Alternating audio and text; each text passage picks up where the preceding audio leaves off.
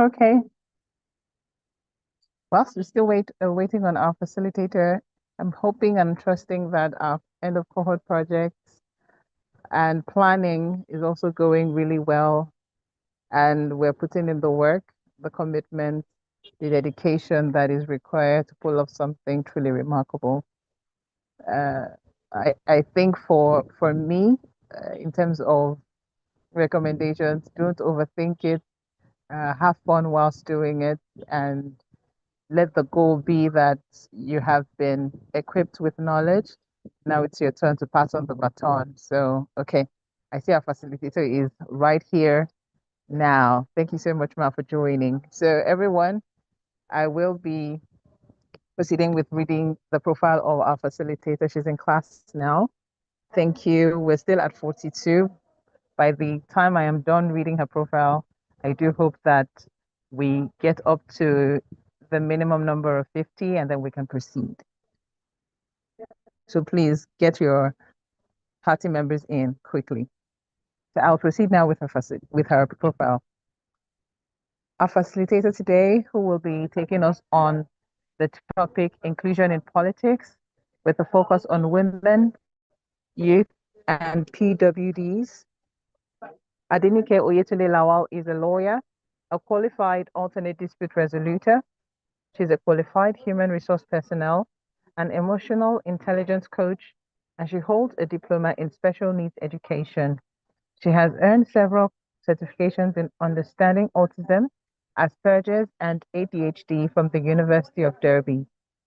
She was nominated for several media awards, winning some and getting other recognition on the job as a multimedia personality. And in 2017, Adenike was a speaker at TEDx Bagada, Lagos, speaking on philanthropy and the role of empathy in the human society. Her passion, driving conversations around the plight of disability in Nigeria, led her to establishing the Amputees United Initiative, a social group specifically for amputees. And her work has earned her several platforms, spanning for hosting events, moderating several sessions, and being part of many panels. She's confident, she's outspoken, and she is selfless. She was the senior special assistant to the Lagos State Governor, Governor Babajide Sanwo-Olu, on persons with disability. And after seeing her commendable work as the SSA, in December 2023, she was appointed as the general manager for the Lagos State Office of Disability Affairs, LASODA, where she is currently working on the rights of people with disability. A goalkeeper under the Bill and Melinda Gates Foundation, using advocacy to push for and encourage the inclusion for persons living with disability in her country, Nigeria. Adenike is vocal about having an inclusive state and society. She fights for the rights of people with disabilities, and she is the author of a self-titled memoir titled Adenike. Okay, I haven't read this very rich profile. Ladies and gentlemen, members of the ECN cohort 20, please let's make welcome Adenike Oyetune Lawal as she takes us on inclusion and politics. Please, let's see your emojis and let's welcome warmly. Let's welcome her warmly, please. Thank you, Ma. You have the virtual lectern.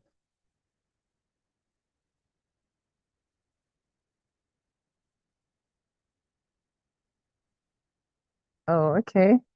I'm being told she isn't on the call, but I saw her earlier. She was. I am here. Can you hear me? Yes, yes, yes. I can hear and see you. The network Welcome is back. just been very, very interesting. I've been on the internet almost how many hours now? No drama. Time to join the class.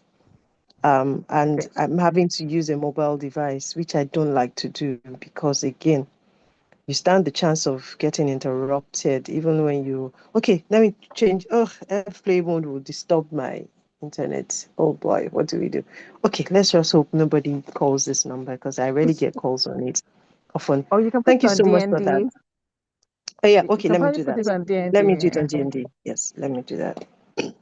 Just give me a second.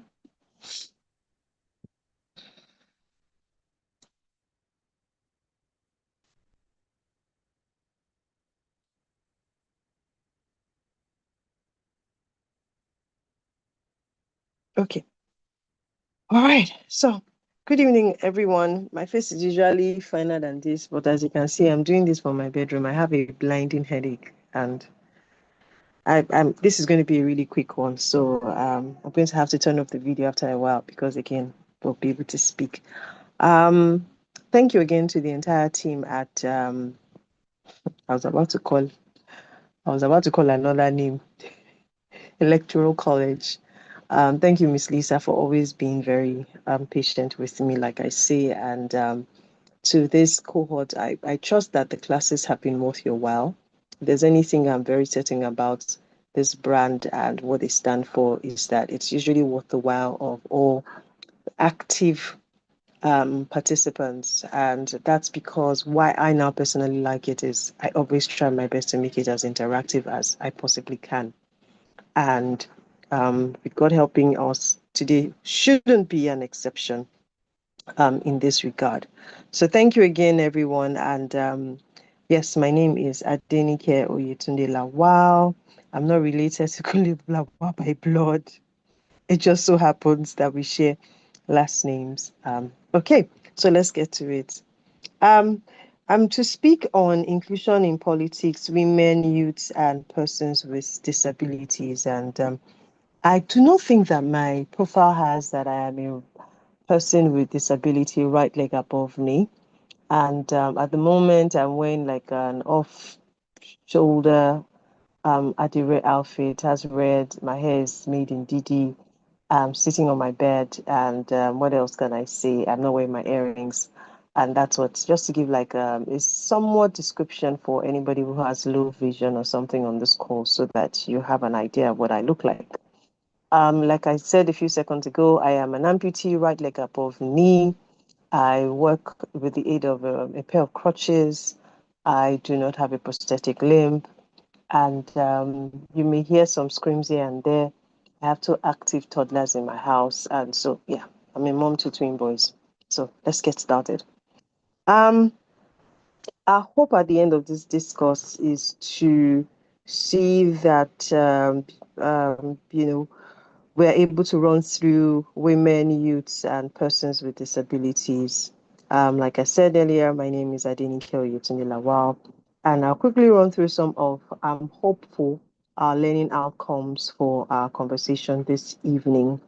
Is to understand why women, youths, and PWDs are important to political participation, to recognize the need for meaningful inclusion, define inclusion, women, youth, and PWDs, identify barriers that impede inclusion, review what is happening at state, federal, and global levels, and examine the cost of excluding people from political participation. So, why is inclusion in politics and why is it important? So, who is at the table? Who participates in political parties, elections, appointments, and decision making? Um, you know that it's everyone. Everyone participates at all these levels. Um, if I dare say, women are very, active in politicking, and it's why a lot of the pictures that you would even or videos you would see circulating around the Ocean State just concluded gubernatorial election has, yes, there are men, but there are also women. I often like to say that I grew up in a politically aware home. Both my parents are politically aware, and so from a very young age, I have known about the idea of elections and electioneering. I've also known about how active and participatory both my parents have been at various forms of elections since I have had my memories. My father is 82, 83, and not one election cycle passes him by that he's not been active. Yes, age is beginning to tell, but he's still active in the extent and depth that he can participate in. You will see that women, youths, and persons with disabilities are very active. One thing that hits me is, especially with the persons with disability, is in northern Nigeria. You see, I don't know if it is me, but I notice more persons with disabilities are somewhat participatory in the politicking exercise um, from the northern part of Nigeria, and I wonder why that is. Um, Also, why inclusion is important is to mention whose experiences, matter in this discourse, who is heard, whose priorities are important, whose concerns are also important, and reflected in the political discourse. It's very important. And finally, who benefits, what changes when people who have been historically excluded can participate fully. One story that comes to mind very easily is the about women's rights. And for many years, we had a different narration of what happened, and also culminating into what happened in Abeokuta with the likes of the late Fumi Ransom Kuti. How history also just ensured that it was only she was the first woman to own, a car. But by the time you sit down and you study, you see that many of these women were more active in the politicking as against what history made an attempt, at making us remember whenever it came to their names, and what their legacies stand for. Um, so when you look at women, youths, and persons with disabilities, you would identify that a lot of the times you see that there's a common thread, the accusation, the reality that decisions that are made to the exclusion of these three categories, as well as not to the specific and generalistic advantage of the larger chunk of women, youths, and persons with disabilities in this discourse. And before we go ahead, one will wonder um, what inclusion means, and why it is important, as well as talking about women, who a woman is. As simple as that thing, you think that is, why do you need to define who a woman is? We need to define who a woman is because in our own climate, we have only two genders. And it might interest you that there is actually a law named, what's it called? I'll try to get it sometime soon in this discourse. It's just give me a second. Came to mind now and then it skipped my memory again. I'll try to remember, but it has to do with discrimination, especially as it concerns gender. And so usually in Nigeria, we cannot, maybe if you're filling a form, for instance, or you're trying to get information from people, you are not permitted to use gender. Rather, the ideal thing to say is sex because there is a law. There you go.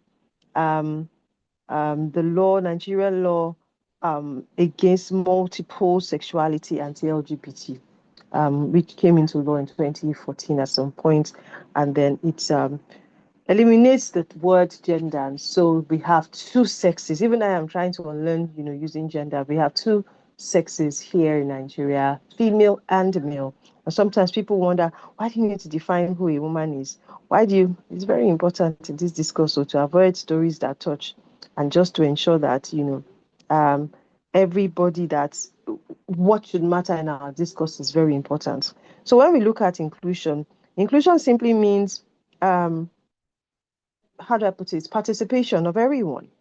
And so it means that if we are looking at um, if we are looking and gearing towards ensuring that everybody participates, it means that there definitely are some people who are excluded.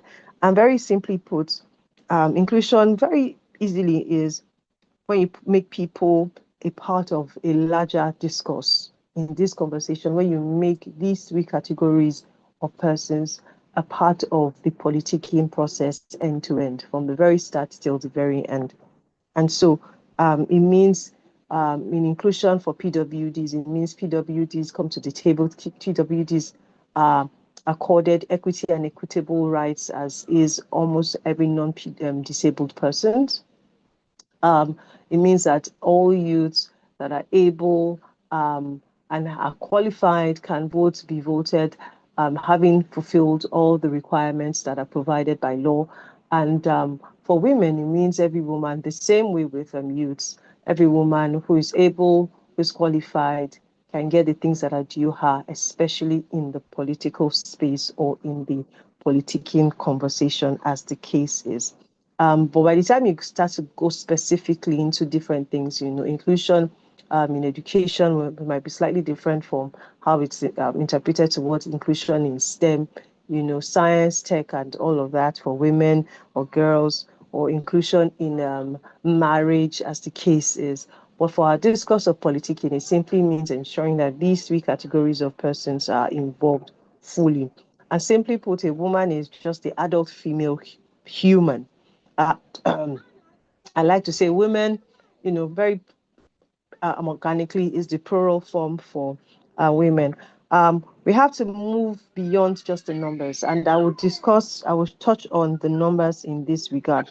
In our discourse for inclusion of women, youths, and persons with disabilities, you see that we cannot have a conversation of this nature without talking about um, a part we'll touch on later, structural barriers. But away from the structural barriers, we also need to touch on the policy mechanisms. There are mechanisms that mitigate against the active inclusion of these categories of individuals in politicking. Um, and so there's also the legal framework around it. Across the world, it's very easy to quote United Nations figures, but United Nations for this discourse will possibly be one of the first places that we will touch on, because the United Nations on Conventions of Rights of Persons with Disability, for instance, or the African Charter also speaks to it. Various laws in different climes. In our own crime, for instance, there are laws that speak to the protection of the rights of everybody and doesn't speak specifically to the protection of rights of women, especially in politicking, except where, there are specific cases where maybe affirmative mechanisms have been set up where you say, oh, so, but we also ensure that at the end of the day, this number of women must get full representation. I tried to get the data across every other state, but I wasn't successful. But what I got was in Lagos, for instance, the numbers used to be higher. At the moment, the numbers, there are about 37 commissioners in Lagos, for instance, and at the moment, I think about just 8 of them are female commissioners, or more, let me say 37 principal members or officers. Of course, there's a state executive council that is constituted of not just the commissioner, the governor, deputy governor, the chief of all of the secretary to state government, blah, blah, blah, blah. But a lot of them are there are only 8 key um, 8 females, I beg your pardon, 8 female commissioners. It doesn't mean there are no other members that are female of the State Executive Council or principal officers. And the first female is the Secretary to State Government and, several other female commissioners. I remember in the first tenure of the governor when Abisola Olusonya, yes, was the appointed the Commissioner for Agriculture. She was one of the youngest in the state, and incidentally, she still is the Commissioner for Agriculture, as is the Commissioner for Women Affairs and Poverty Alleviation, Commissioner for Commerce, and and all and all. But overall, the stats show that the state tries to aim around 30% of gender inclusion quota for key executive positions. And if I'm honest with you, I think the state still has the highest number of women in the judicial space across from magistrate to customary to high courts. Yeah, it has really, really, really high numbers. And even though the nomination didn't come from Lagos, the current CJN is actually also from, representative from Lagos and all of that shebang. So that is that in the area of women. And but across the numbers across the country, the numbers are grossly abysmal. If you look to the Federal House of Assembly, if you look to the House of Representatives, if you look to the Senate, you will see that the numbers are still very, very, very, very, very, very small. And sadly, it doesn't feel like it's going to improve. Well, there was a lot of hope that was held out in the 2020, what was the last election we had? 2023, 24. But that didn't happen. In Lagos, Under that same election cycle, there were 13 female commissioners, House of Representatives, House of Assembly. The numbers have dropped, especially now. Yeah, well, there's been a little tweaking here and there. Some men have dropped after the primaries, and women are running. There are about 2 or 3 additional new women who are running Lagos State House of Assembly. But we'll get to understand possibly what the institutional barriers have been across the board. The House of Assembly, in the House of Assembly, yes, as regards the last elections that we got, you would see that across the states, the numbers dropped. I mean, in 2016, the Gender and Equal Opportunities Bill that was sponsored by the then senator representing Ekiti State, had aimed at eradicating gender inequality in politics, in education, and in employment, and also sought to enforce land rights for women and enforce human rights laws that protect against gender-based violence. Now, that part I just mentioned, land rights, unfortunately, I remember when this came up, I was reminded of a case that we had heard about in law school about ownership of land, inheritance to the female child under the Igbo culture. And you can imagine my excitement when many years later, the Supreme Court of Nigeria ruled in favor of a female child, when it came to inheritance. There's so many archaic, misogynistic, patriarchal, and that's why today you still see, even across the social media platforms, you still see families. You see a woman lose her life in a bid to have a male child for a man. You see a man, an adult man, step out of a matrimony simply because he wants a male child. Why? Because female children are nothing. So there's a lot of inequality that happens across the board, and so politicking or seeing it x-ray itself in politics is not foreign or strange to my gender. Unfortunately, we see it over and over and over, and including those who are supposedly and presumably educated. Yes, you heard me correctly.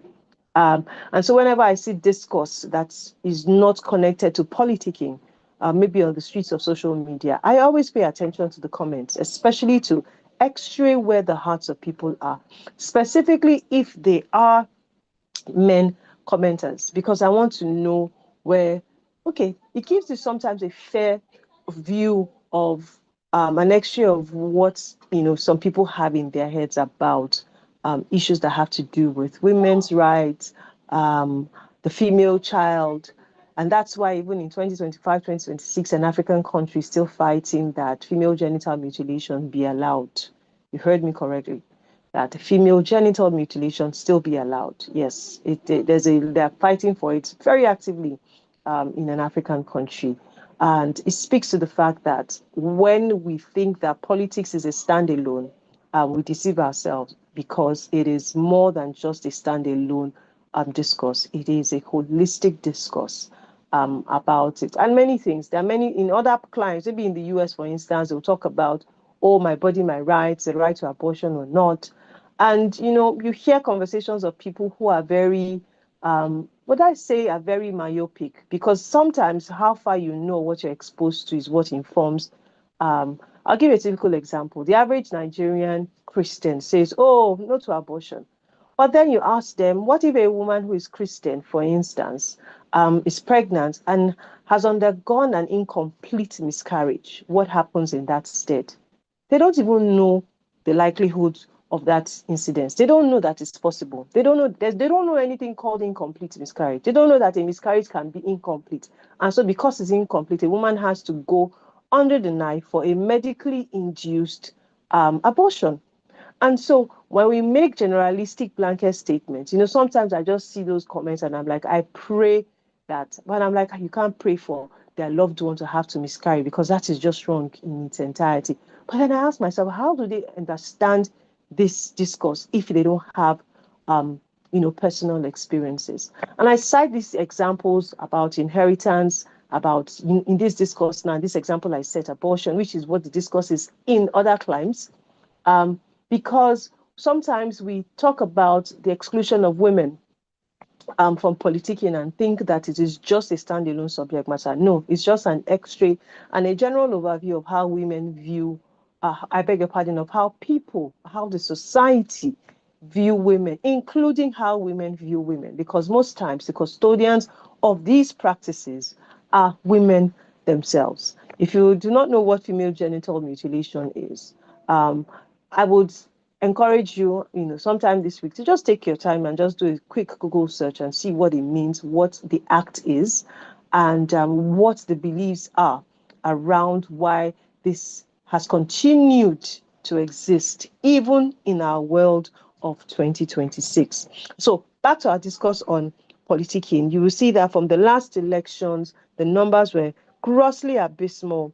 In 1990, I like to do this comparative analysis because it's important. Under the 1999 to 2019 democratic reign in Nigeria, as you know, presidential, we have just one position to fill. Not a female came out. Senate, there are 109 seats. And from 1999 till the 2019 window, for instance, we had only 39 women occupy seats at various times as female senators. The House of Representatives, there are 360 occupiers. And in that window, there were about in that 10-year window or so, there were about 109 women that were members of the Federal House of Representatives. In gubernatorial races till date, not a female, from 1999, yes, Etiaba, this and that, elected into the position. So that conversation even still came up with the newly elected NBA president. Is she the first female? Oh, she's not the first female. It happened in the early 90s. Question is, what the difference, however, is first elected to assume office. No single woman in Nigeria has become a female governor till date. In 36 houses of assemblies at 990 seats in total, and in that window, only 251 were occupied, I beg your pardon, by a female. Now, to the last election we had in 2023, specifically, as you know, president is currently male. The Senate, unfortunately, we have only 4 female senators as we speak, and that's why the hounding, the witch hunting, the careless, whatever descriptions you want to give to whatever it is that you've classified that is going on with Senator Natasha. You say Senator, if I go and mix it all, Natasha Akpoti, it's disturbing to say the least, and rather interesting for someone like me to watch. You know, um, for her, she ascended into that seat and became a senator, and so the hula baloo, the drama. But at the moment, there are just 4 females. In the House of Representatives, there are only 16 of the 360. In the gubernatorial, as we know, no female governor. In the 36 states, the houses of assemblies, they only have 45. Yes, you heard me correctly, only 45 as we speak. And so the numbers continue to dwindle, the numbers continue to drop. In some other climes of the world, well, more like if I say across the globe, one country that continues to stand out is Rwanda. But across the globe, this year, women hold 27.5% parliamentary, parliamentary seats and 22.4 cabinets minister positions across the world. Yes, 22.4, with only 28 countries led by female heads of state or government. And like I said earlier on, there are 30 individual women serving as heads of state and or government across 28 countries. And 16 countries have a female head of state and 21 have a female head of government. 101 countries globally have never elected a female political leader. The US made an attempt at doing that, as we can see how women are so emotional. You can see the shege that they are seeing now. After all, it's the Lord's chosen for them. but they're enjoying themselves and the chaos they've created. Um, Women represent that number. However, Rwanda continues to stand out. Rwanda accounts for 64%. Yes, you heard me correctly. Rwanda tops across the world. 64%. Cuba has 57%. Nicaragua has 55%. Bolivia has 51%. Andorra, Mexico, and the UAE have about 50% each. The US, interestingly enough, still leads globally with 35.6 female parliamentary representation. Yes, followed by Europe, which has 32.3, and Sub-Sahara Africa. I promise you, Rwanda accounts for more than possibly 20% of that, or let me be fair, maybe 15%, and they account for 27.1. Well, the projection is 2063, and my math isn't so good, but let's see where that leads us and how many of us will be alive then. Women hold 22.4 of ministerial roles globally, and only 14%, 14 countries, I beg your pardon. There are 190 countries or so, 191, excluding those tiny, tiny, tiny ones. Only 14 countries have achieved 50%. It's not in the slide, so sorry. Of female representation. Um, Women cabinet ministers mostly frequently lead portfolios in women, gender and equality, family and children, social inclusion, and some critical positions. Um, in the local space, for instance, you see that sometimes the reports show that there are more women active in those local postings, as the case is. But really and truly, the point is that across the world, the numbers are still dwindling. And there are several schools for thought. Some people say, oh, are you saying that men are going to be completely ousted?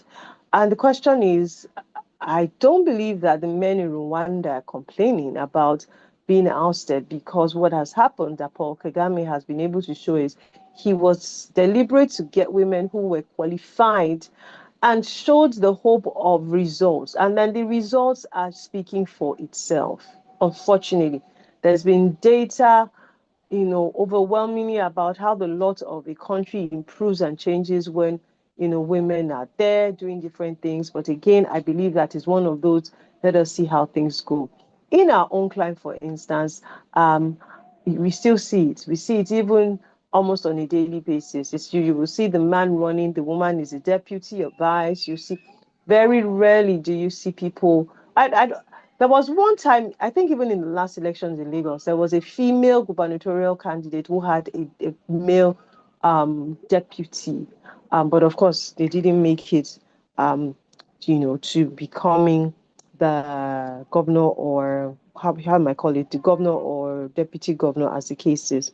Now, according to United Nations, youth is just best understood as a period of time where you transition from childhood to adult independence, as the case is. And the United Nations generally just fixes the age range between 15 to 24, but different nation has its own unique age stamps. And in Nigeria, for instance, ages 18 to 29, according to the youth policy. But then the Africa Youth Charter spells it out as ages 15 to 35.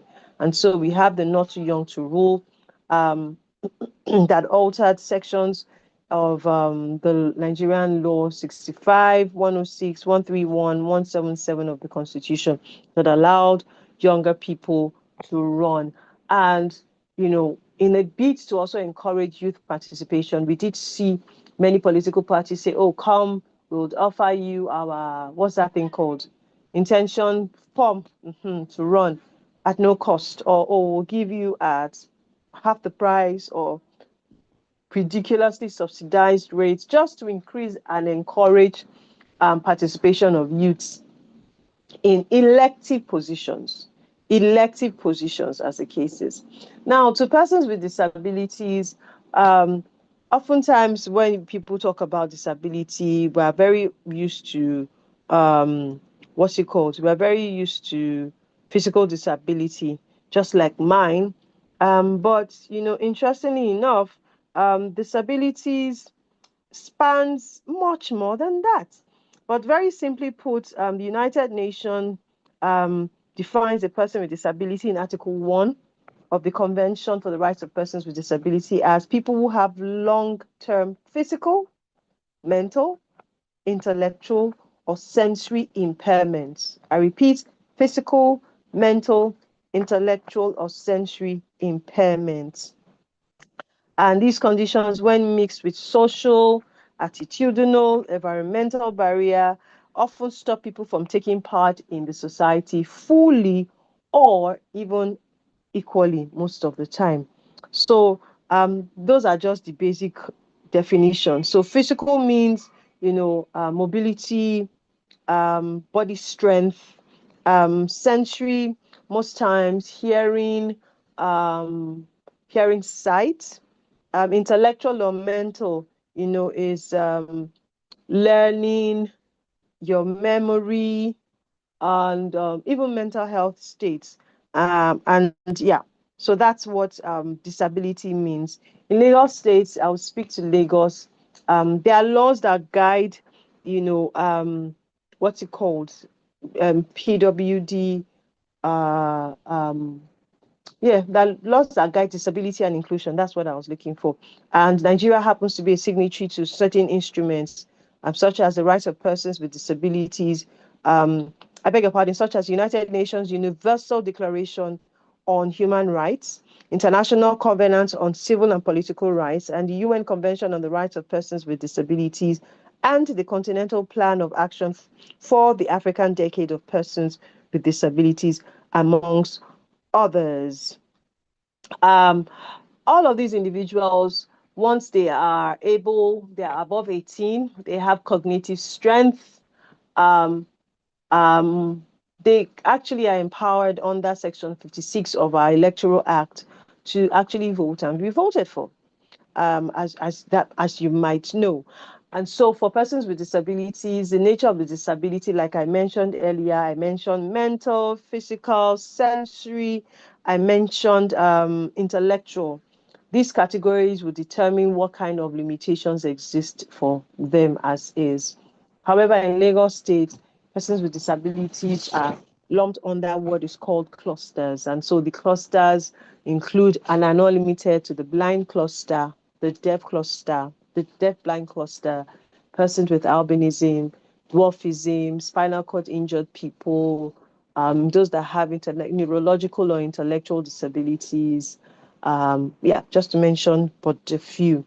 And so it means that a person who has neurological or intellectual disability, sometimes that includes and is not only limited to maybe persons that have learning disabilities like dyslexia, um, or a person that has neurological disabilities.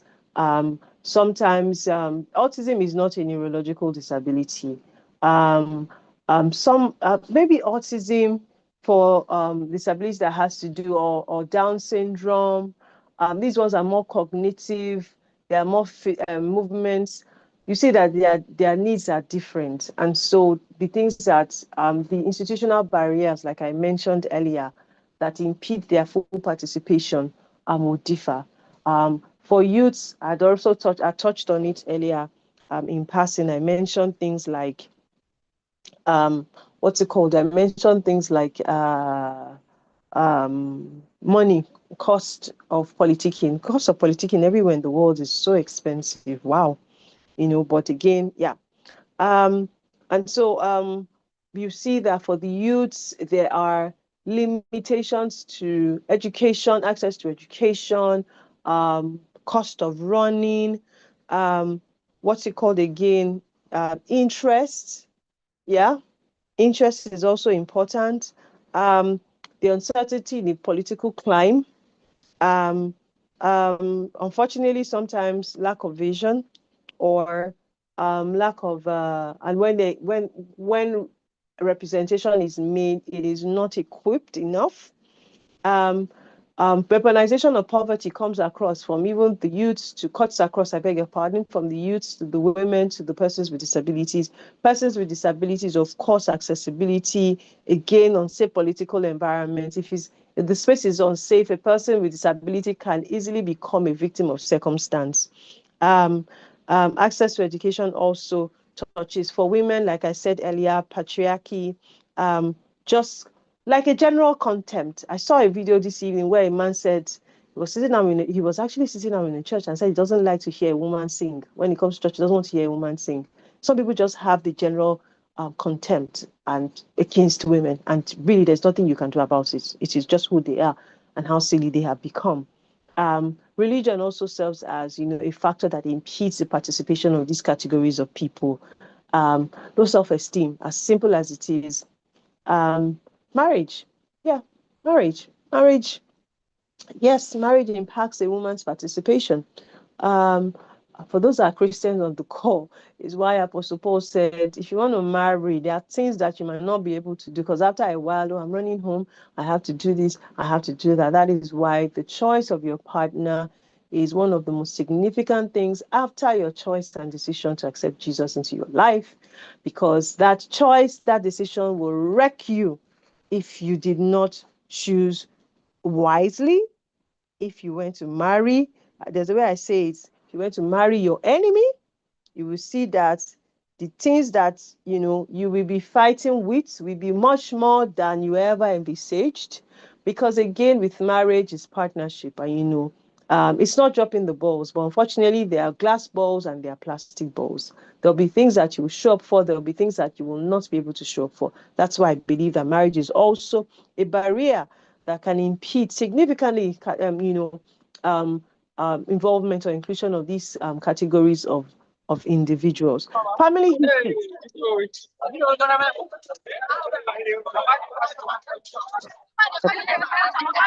Uh-oh.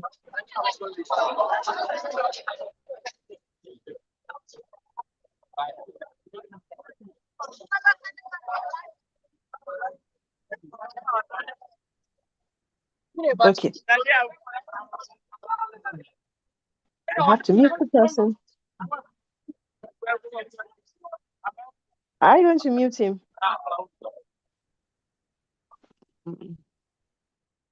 Okay. So where was I? I was talking about marriage. I just checked. I forgot that there's a chat box here. Please accept my apologies because I'm using a mobile device. I'm not looking at it. In case you drop something there and I missed it, I'm just scanning through. Thank you so much. Oh, interesting, Mr. Ibrahim Omar. This is my third time of listening. Thank you. Mr. Tanko, I'd like for you to please let me know if I have addressed the gubernatorial or governor, female governor. After I explained, voted for and all of that. Dame Etiaba, let's even check it together. Dame Etiaba, Dame Etiaba, Virginia, I remember very well. She served as the deputy governor of the state. So do you understand now? She was the deputy governor, and then she wasn't voted in as the governor at the onset. So that I think I mentioned that because I noticed that a lot of the times when that question is asked, people bring up that point. Okay, so these are just some of the barriers, if you do ask me, that I believe that impedes a woman's, likelihood to participate fully. I want to write something down that I don't want to forget to mention. Okay, there you go. And so for when there are issues, when see identifying the problems, you're also able to identify vis-a-vis the solutions, hopefully. Let's quickly run through some. You see that I'm rushing. Normally I'd have asked people to speak. My head is banging. So let's quickly run through patriarchy. I don't think there's much we can do about it except speaking about it. Unfortunately, feminism has been given a very interesting twist in our generation when the actual intent, there's something someone says that when you want to define something, you don't define it based on the circumstances of when you live. You go back in history to see the conditions around which, when it was formulated or started, it was defined. If you do your thorough research, you will see that when feminism came on board, it was basically to create opportunities for equity and equality. It wasn't to bash anybody. It wasn't to do. So this whole era and this whole thing we are seeing now is just very bizarre. Yes, it is very, very, very bizarre. But again, what can we do? I spoke about misogyny, and I also spoke about women being the hallmark um, um, perpetrators of these things. And so conversations around why the actions of these women continue to, you see it in different ways, because when you look at it, you think it's just politics. No. I spoke about inheritance. I spoke about abortion. You know that even around loss of a spouse, yes. There's a story that was trending recently in Lagos. A young lady who the story was that her husband had died and the family, there were so many versions of that story. You just wonder, wait, how, why? There's so many ways to inherit the death of a spouse. The woman is always, always guilty when a man dies before she does. Always. In fact, I remember someone telling me that her father died in a plane crash, and the family successfully blamed her mom for his passing. Yes, you heard me correctly. So for those that have a general dislike or for women, sadly, when I was ignorant, I'd have just said I wish them all female kids. But unfortunately, many of these madmen go ahead to abuse, and by abuse, many of these girls mother kids by their fathers. Yes, you heard me correctly. So, honestly speaking, I don't know how to. Those ones that are just mentally ill, and I'm not sure how to help because each one of them came from a woman. No matter what the science people do and all the LGBTQR, all the alphabets, they have not been able to successfully make a a naturally born man carry successfully to term. I have not come across a story of that sort. Most of them that have twisted and moved are either transgendered or so it still means that all of the guys that claim that they have ingrained hate for women were born by women. Were born by women, even if it was IVF, even if it was artificial insemination.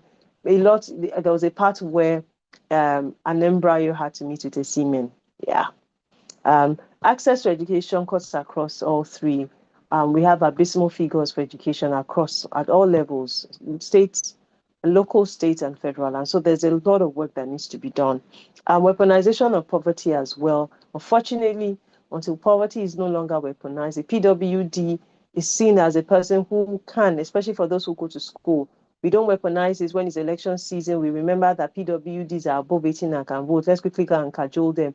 When the elections are over, we forget all the promises we made to make their lives easier for them to fit equitably, equally, and accurately into the society. For religion, unfortunately, because I don't know about how Islam works, but for me, I'm Christian. Unfortunately, our faith allows for every sort of person to come, including charlatan, including people that are narcissistic, including people who will twist things. Because for the life of me, I have no idea how anybody in their right senses would read the entire book of the Bible and believe that what Paul was saying was that women should be shut up in the Bible, in church.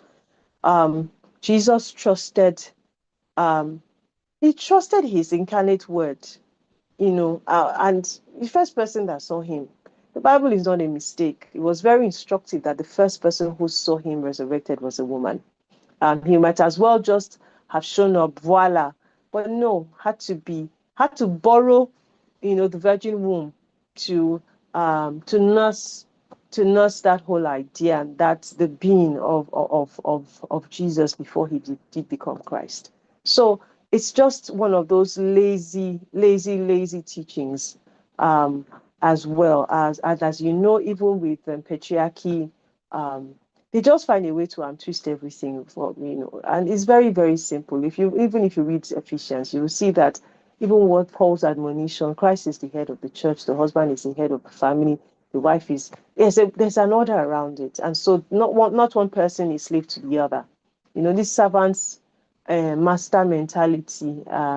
It's why a lot of women in our generation seem like they can't take nonsense that their mothers took. So, these girls in this generation, no, many of them saw their mothers in those circumstances where their mother said, I'm here because of the children. Many women now say, I will leave because of these children, because they need to see quality and not longevity. And so, religion has become a very, very easy tool, a low hanging tool for charlatan practices, to even exclude why should a woman vote? What is she running? She should sit at home and feed her family. If you want to be a stay-at-home mom, it's one of the hardest jobs in the world. And so conversations around unpaid work come up. We're living in very interesting times, and I'm excited for our generation if we're able to marshal these conversations to positive, significant progress. Low self-esteem, all across all three. It cuts across. A person who is a PWD and grew up under very interesting circumstances, and then happens to be female, it's just double jeopardy most of the time. And so there's a lot of work to do in that regard. Um, um, Adequate representation. When this Ololo uprising thing came up, there were two schools of thoughts. That, what do you mean? And the other school, of course, that's what it is. Whatever side of the divide you are on, we can all agree on certain things. Number one, education is taking a backseat across the world. This is a global crisis. It's a global crisis. Academics are complaining on social media about children not being able to read and write. And it's not a Nigerian issue. It is a global problem, and we need to fix it. Um, Even handwritings, they say it's also connotative of a measure of intelligence. Handwriting is dropping because everybody's typing on a tablet. So there's a lot in terms of equipping our representation that we need to be honest with ourselves. Lack of vision also ties into that. Where you lack vision, you can't do anything. You really can't do anything. I'm not one to say, oh, look at everything that entertainment is the one that is. But let's be honest, you get the highest score in an exam, they give you 200,000, but Big Brother is able to get sponsors here and there, and they are winning. Your winnings are running into hundreds of millions. So whose fault? Unsafe political climate. This has become a reality, a global reality, unfortunately. You're Iranian, you're Pakistani, some very interesting man, maybe called Benjamin Netanyahu, who again has arm twisted the Bible, unfortunately, to think that there's just a select people that are, everybody in Christ is unique, is blessed, is the chosen. Yes, unfortunately, but that is where we are. Because again, the political climate has become unsafe. There was a time that was very rife in Nigeria. I don't like you, you don't like me politically. Next, you just unaliving people here and there. And there are many seasons we didn't know who unalived many. Till tomorrow, nobody knows who unalived Telegiwa. No one knows who unalived Bola Ige. And these were victims of tense political climate. Accessibility of polling units until, the issue of accessibility is holistic. And the funny thing, if we have data, that PWDs actually don't need to leave their homes to vote. If we have data and we have a trusted system, there's a huge trust deficit, so people will not trust it. Again, because it will presume like, because you are a registered PWD, INEC will have your data, they will know you. But hey, you have to still force them physically out to the polling units as the case is, because that is the only way our system and the structure that we run permits. Also making the election materials accessible for disability. For those with albinism, making magnifying glasses, sign language interpreters or signers for deaf-blind. And for interest, the thing about it is we must also understand that we must understand that the conversations of this nature, just like the efforts that people education is putting into attracting the female child into science, we must be dedicated and with our intentions as to how we can bring more females, more persons with disabilities, more youth into elected positions, and not just becoming charlatans, fighting up. It's funny how when politicians are fighting, and it's the same thing. Politicians are all the same. The political party doesn't do much. It's the same group of people. And so when we forget and we get so carried away that we are carrying, especially in these parts of the world, the political parties have the same ideologies. It's not in a place like the US where they claim that they have conservative views and they have left-wing views, and now there's now a socialist arm of their politicking. It's, for us, it's the same thing. What PDP is saying is what APC is saying, is what ADC is saying. And politics is sweet, governance is sweet until you get there. You now say, Chineke, 4 years is not enough.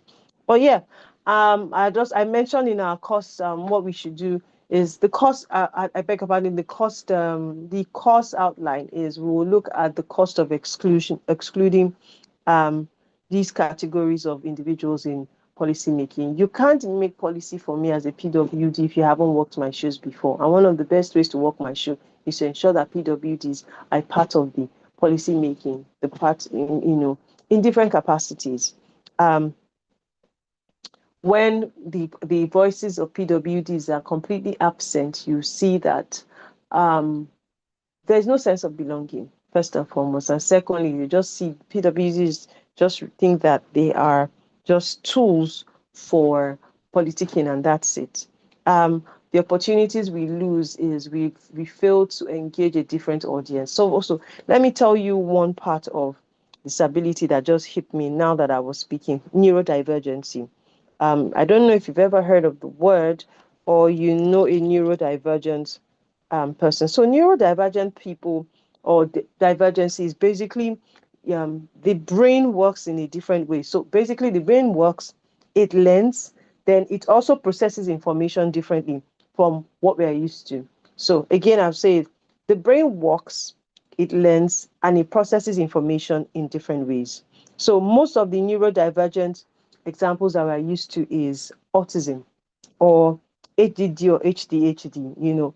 And a lot of autistic people are very smart, but their brains they don't learn the way the neurodivergent person learns. And so when we have a society where neurodivergency is not carried along, where there are many people that are on the autism spectrum and don't know. Many, in fact, many people start to find out that on the autism spectrum when they start to have children themselves. And they start noticing, this child.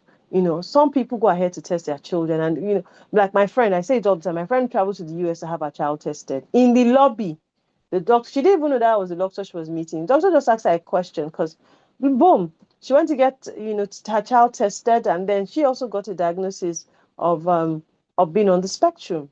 And so sometimes what they see is not what we see. When you have a neurodivergent approach to resolving a problem or to solving a problem, you see that you carry a different spectrum of individuals along. So if you are designing maybe a car park, for instance, yes, you have done your specialized parking spaces, you have done this. But a neurodivergent person will see a thing that none of us has seen then. You know that if you do this here, by the time you do it that way, everybody that needs to use that reserved parking will say, oh my God, who designed this? Why? The neurodivergent person has received the information in a different way, has processed it in a different way, and has also offered the solution for it in a completely different way, as the case is. And so that is that with when we omit them. When we omit women from the planning, it's very simple. How many of you know of offices that have maternity rooms? I'll give a typical example. How many of you know offices that have nurseries? I mean, big time corporate organizations. How many? It's only the international and just maybe one or two here. Some banks have it. Yes. I know that Lassuth, yes, Lassuth, the hospital has it. Lassuth has a creche for their employees with babies. You know what it does for the women? They're excited to go to work. They're excited to go to work. They go to work, they are sure that, oh my God, my child is going to be properly taken care of. That is something that a man may never have thought about. Yes. For the women who don't take their children to work and how to express, if you have a spouse here or you have a wife here or you yourself are here, you know what it is when a woman is breastfeeding. A 3-hour window of not expressing can cause severe pain for a woman who is highly lactating. So imagine for a second there is a room in an office that allows for nursing mothers to go there and express their milk and seal it up and put it in the freezer. And when they're closing for work, pack it. Yeah, that is what happens when we don't allow. Do you know what it is when we don't allow women to be a part of the process? Nobody considers paternity leave. Two people have created a child or children and somehow it's one person's responsibility. The 2 weeks that some men even get, their wives are sad when they have to resume. Why? Because I have to do this all by myself. Exactly. And so even for the youths, we keep doing empowerment programs that are not targeted at the needs for the generation. So when we exempt these groups of people, these are the things that we, and it will cost us a lot. It will cost us thuggery, armed robbery, chaos here and there, unemployed, unemployable youths, unemployed, unemployable PWDs, women who are sad, are depressed, women who have, in the case that is raining now, Lindsay Clancy in the US, women who have postpartum psychosis. You know, when you just see somebody on X just put, when my sister had her baby, she lost all her nails. You would now be reading the replies. I like that one person will write, after now they'll say, what do women bring to the table? Some women run literally mad having children. Yes, you heard me correctly. You heard me. So a woman that has a postpartum psychosis, if a woman is not a part of this process, or women are not part of this process, how does the society, how the policies reflect this probable reality? That is why it's very important. So let's remember that in a bid to way forward our discourse, when I was discussing the barriers, I also talked about solutions. In a way to way forward our discourse, I would emphasize that active participation will include, for starters, higher investment in our education across board, higher investment in our education across board. And our education across board is not just the four walls of the classroom, engaging the cultural, political elite so that they understand there's more awareness, there's more advocacy, there's more exposure as the case is. I'd already spoken about way forward for PWDs. I've spoken about some for the women as well. I didn't mention Braille, actually, Braille information for the blind as well for voting, because the person that is blind should be able to vote. An affirmative action is very simple. It means for every 10 slots that we appoint, we're going to ensure that 5 are given to women, youths, persons with disability. Now, why that is dangerous is because one category might just be the one to benefit, right? So if people are saying, don't lump it together. I say, in every 25 opportunities, we'll ensure that 2 are women, 2 are youths, 2 are persons with disability. That way, every one of these 3 categories are accurately covered for until there is need to expand it. Inclusion budgeting means that at every level, every ministry, department, or agency or corporation must ensure that their budgeting has inclusion. You create opportunities where windows for inclusion is covered. Exactly. I'll give a very typical example. Something just hit me about marriage. So I completely forgot my husband had to attend a party this evening. And like I said earlier, I have twin boys. We care for our sons by ourselves, oftentimes from about 4 p.m. And so it means that because I'm here, they would have to be with their carers.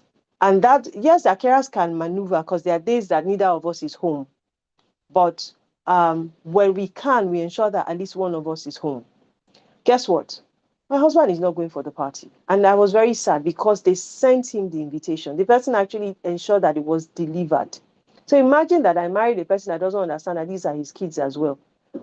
Miss Lisa, this 5 p.m. is not working for me. Or as I'm talking, just be hear me mute or shout, stop it, come here, sit down, can't you hear me? Exactly. So it is a holistic approach. For people who have family members that they can reach out to come and help with the care system, yes, some people are not fortunate and it is what it is. Some people would rather not have known family to come care because of avoidance of drama. So it differs from person to person, and the realities move from what's it called? The realities play out almost completely differently as well. I forgot to mention that with inclusion, equity is important, access is important, opportunity is key, and the rights that you're protecting the rights of these individuals are very important. Again, I'll take it.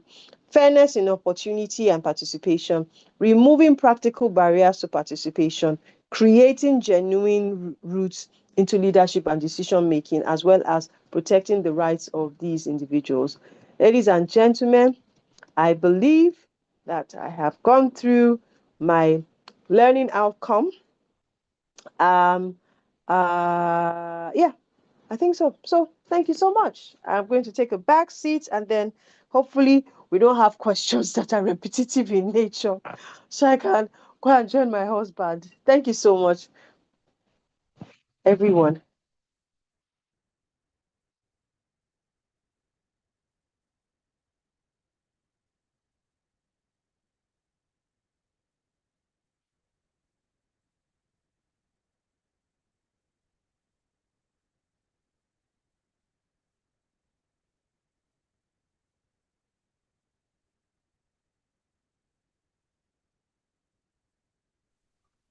All right, thank you so much, Ma, for taking our time to share your insight with us. So we'll go straight to the questions. We'll go straight to the questions. Quote 20. If you have question, please kindly raise your hand and we'll take that accordingly. All right. I'll be in the chat box and feel free to also drop any question if you do have in the chat box. All right.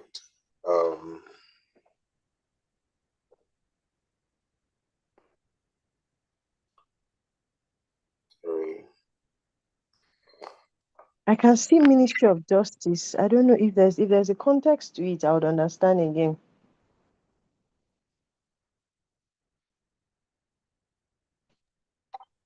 I see one hand up.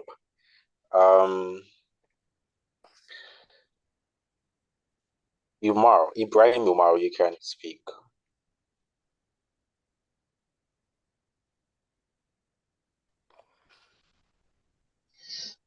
Okay, good evening. Good evening, everyone. Good morning. Good evening, Ma. Thank you very much, Ma, for your outspoken and your presentation. Thank you very much. Thank you very much for what you're doing in this space. We really appreciate your contribution, and history will never forget your contribution in this space. Wow, thank you. Uh, my own really is not much of question, but let me just put it like that because to allow other people to come in and give their own questions. My own is a concerned.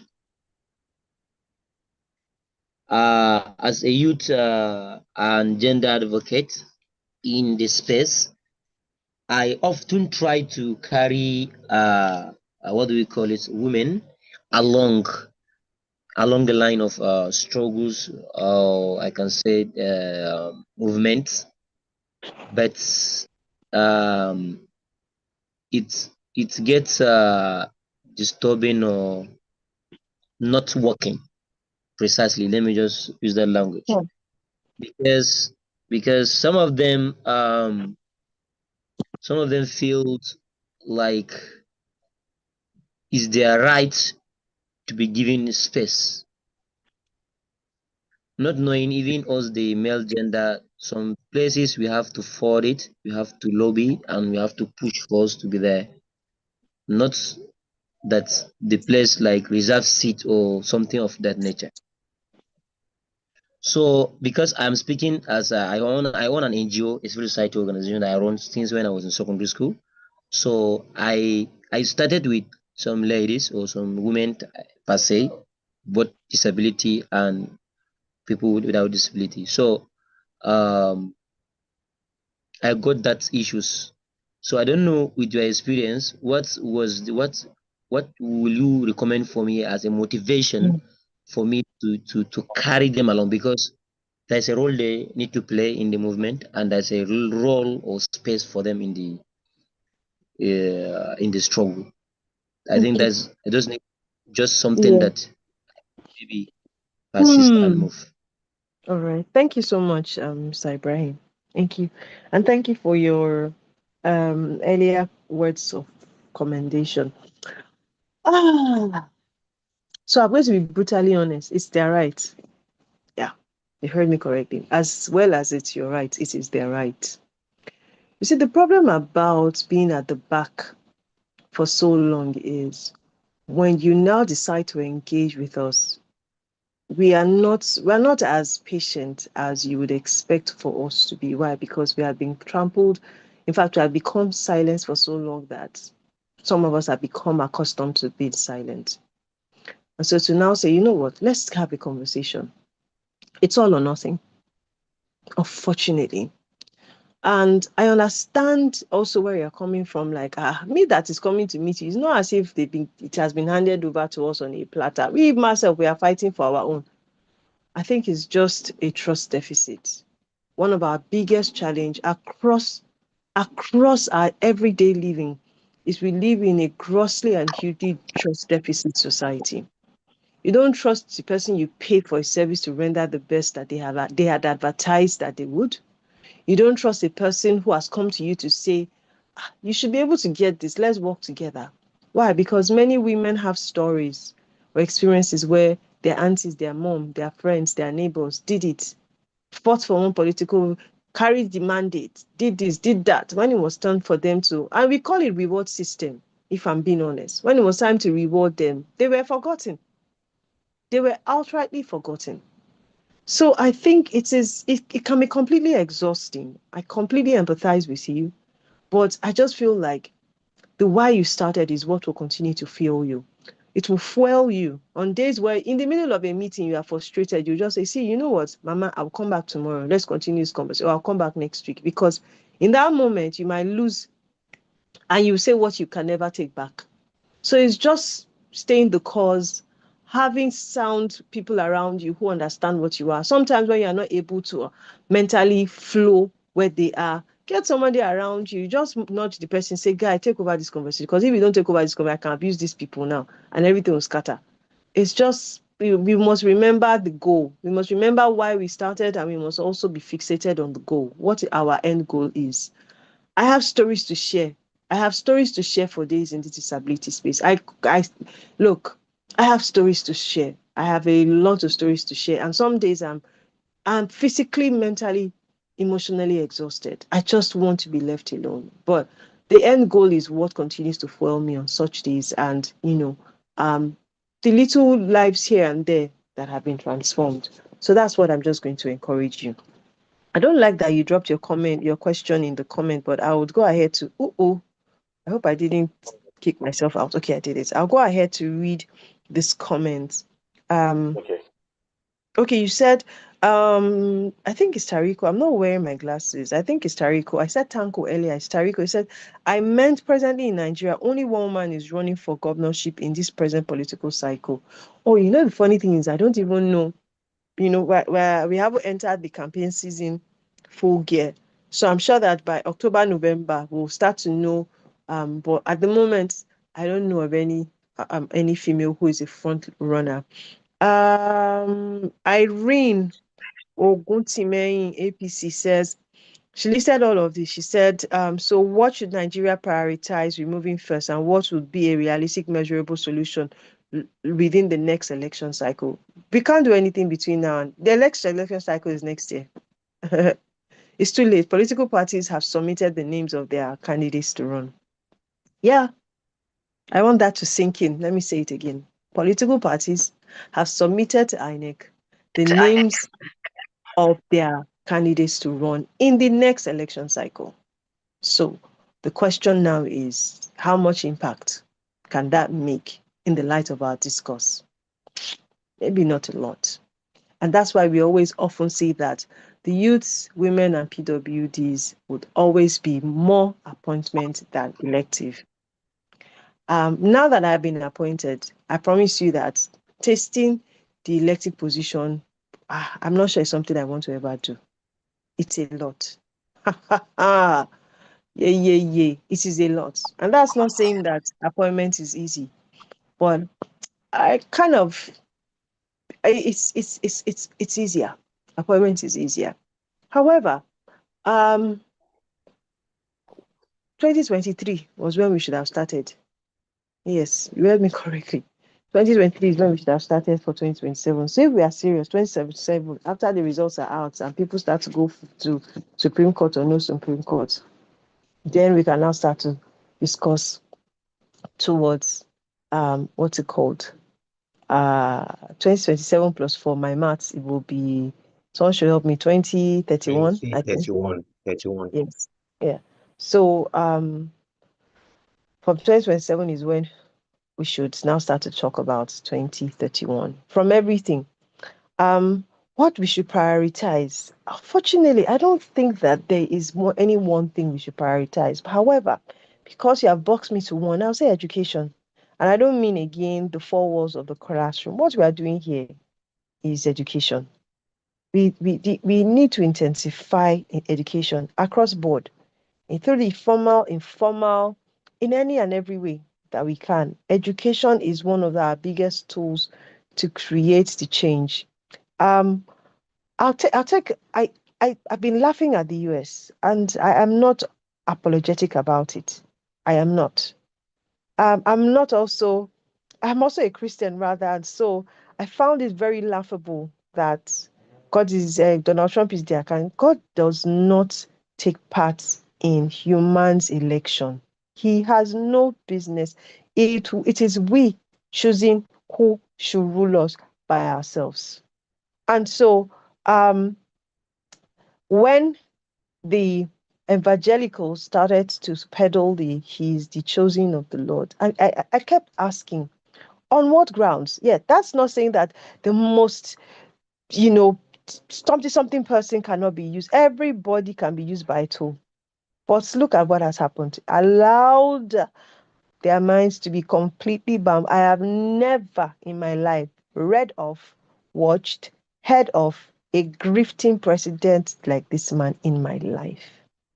The depth of corruption, Nigeria is learning work. And that's the point I was getting at.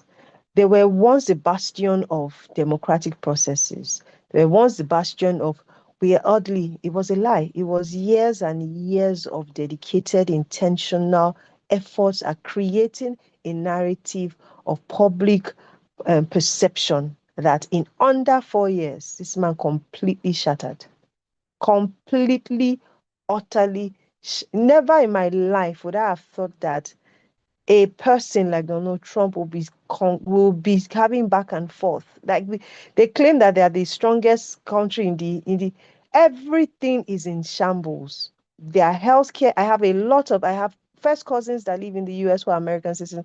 My best friends are American citizens. Trust me, it is in shambles. Education, shambles. Healthcare, shambles. Politics, shambles. The only people that are benefiting currently are the person they voted into office and his immediate. And so when you see things like that play out from this part of the world where he once termed shithole, I hope you guys all remember, you realize that if we actually sit down and do what we should do, we are way better than we believe. Everybody wants a part of Africa other than Africans.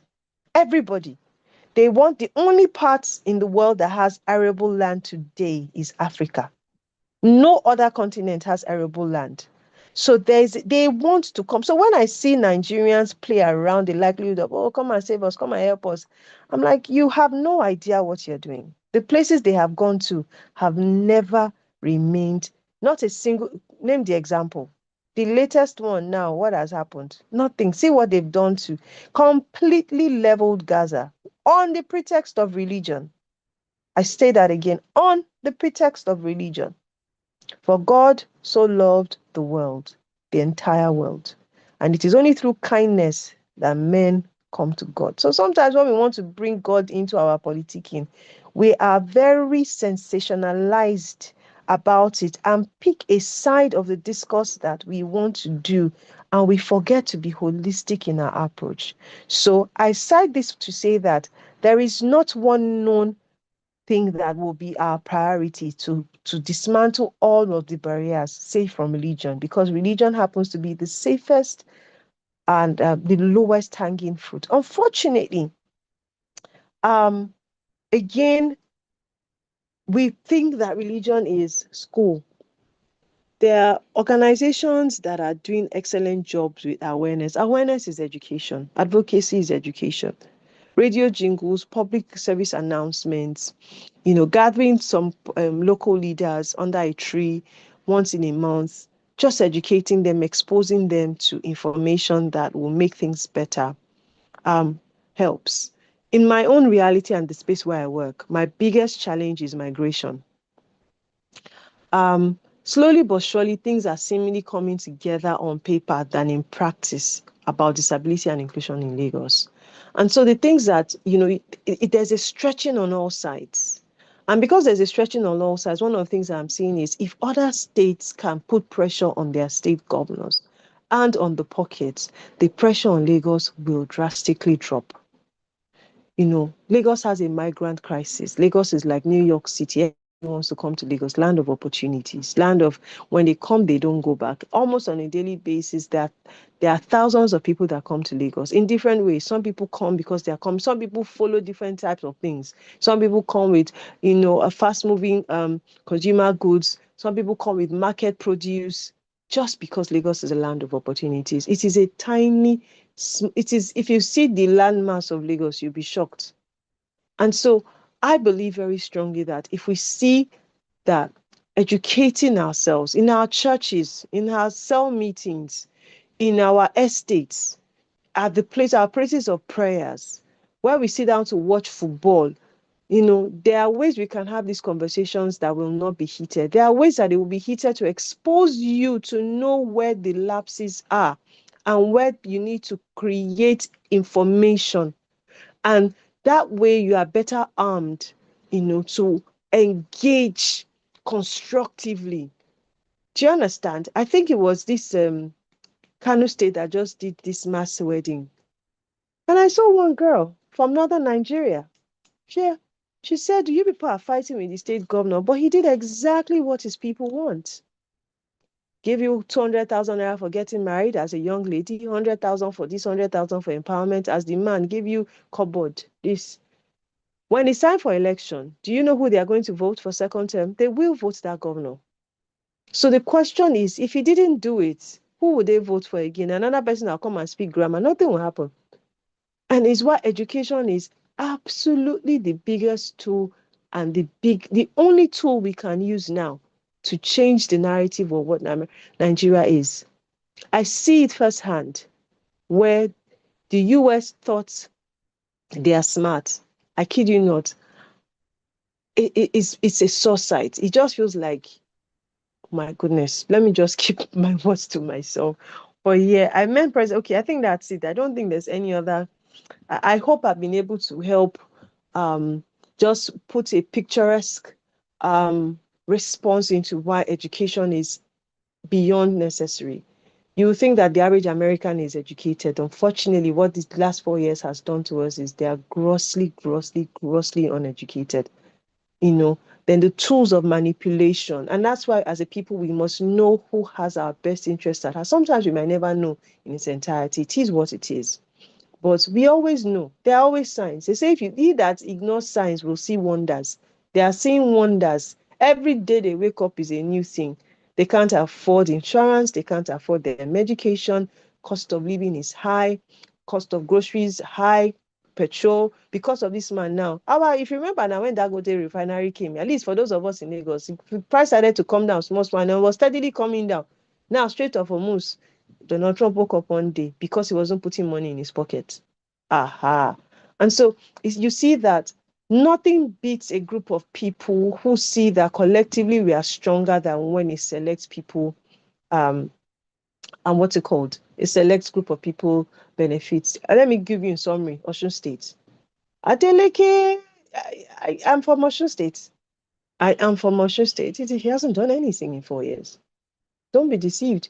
Just maybe he has paid pensions for, yeah. He cleared out a debt, but it's not his personal funds, it's government funds. So the money is there, right? Nothing drastic has happened in terms of transformation, information, and blah blah blah. Do you know that the story is that Davido is a commissioner in Osun State? The family has successfully kept it quiet. You think the average youth will hear that and understand everybody's fighting for their pockets? That's the point I'm trying to bring out. Whether it's APC, whether it's ADC, whether it's PDP, everybody's fighting for their pockets. And so it's not a clinching because there's genuinity to continue the good. It's just enrichment. It is enrichment, first and foremost. We need to all agree. Secondly, it's a power thing. There's something about power, and it affects all of us, including me who is speaking. Small power they give like this, everywhere scatter. And so that's why where you are at the moment, the tools that you have, the not-for-profit that you're working with, ensure that as you get along, as you grow along, you are building some capacity that, in the words of Fashola, when it was being screen said, when loyalty is tested, may you not be found wanting. That kind of stuff. But don't ever forget that it's always self-aggrandizement first. Always. We all have a price, including me who is talking. Every single one of us has a price. I can see a comment. Education is a vital tool. And I believe this so much because we are still tied down. This is one of the best sessions. Oh, thank you so much. I appreciate your comment, Mr. Isaac. I believe I have done justice to the comments that have come through. And wow, 6:30. Thank you so much, everyone. All right. Thank you. Thank you so much, Madam Adenike Oyetunde Lawal. I think your session is, even for we members of the representatives of the college, is always one of the most interesting sessions that we get to sit on or sit in. So on behalf of the Electoral College, to the team, the management, we want to say thank you for yet again gracing us with your presence. When you started, you said you had a splitting headache, but listening to you now, I feel like you My don't know head what to is stop. doing bam, bam, bam. Yes, and I think it's just because you're passionate about this, and in listening to you, we can tell that you have so much more to tell us. But yes, we have to draw the windows here. So thank you so much for helping to impact so much knowledge, giving us so much to think about, to not be swayed by what we see out there, but to critically look at these things and to also always question our position. So thank you so much once again and giving us so much insight. Thank you so much. And see you in the next cohort. Yes, Thank you very much, everyone. cohort members, please say thank you. Put it in the chat box, send her emojis. Please appreciate our facilitator for doing such a fantastic job this evening. Thank you so much once again. Thank you. Have a good evening, everyone. Bye-bye.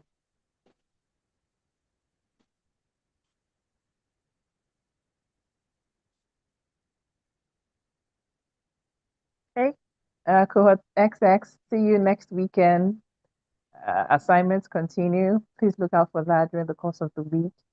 And we're also looking forward to your end of cohort project. We are rounding up the cohort pretty soon, so expecting to see a lot of activities and receiving all that you have to offer the world. Thank you once again, and see you next week for another round of classes, another session of classes. Have a lovely evening.